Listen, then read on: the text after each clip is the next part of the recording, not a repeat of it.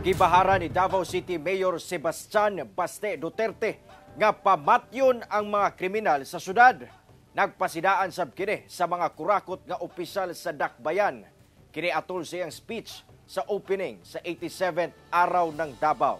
Ano ang report ni Jandy Esteban?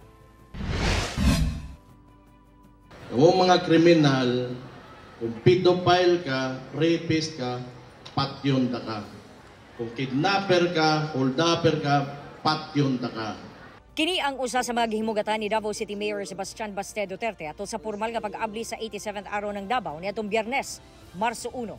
Mausab kini ang labing unang miluwat siya og bugat nga pahayag kalabot sa pagbatok sa kriminalidad nga sama sa estilo sa iyahang amahan.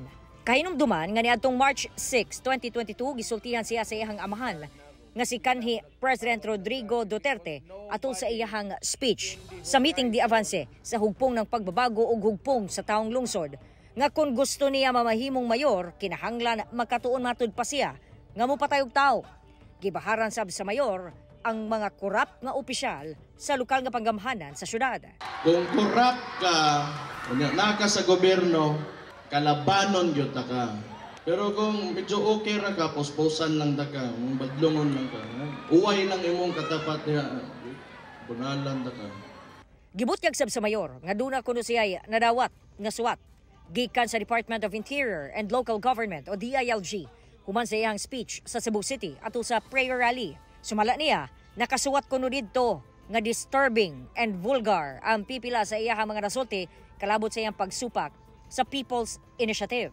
Apan magpabilin daw ang iyang baruganan bisan kuno og gisita siya. Ano pangutan-on guni mo tama man vulgar man gyud ko. Kung ko nag-ingon na buutan ko, kanus am ko ingon ana. So di gyud ako usbon ako mga statements. Di ko nako usbon akong baruganan. Kay tungod lang gisita ko ninyo. Bahala mo. Tanggalon ko ninyo sa trabaho. Okay ra nako.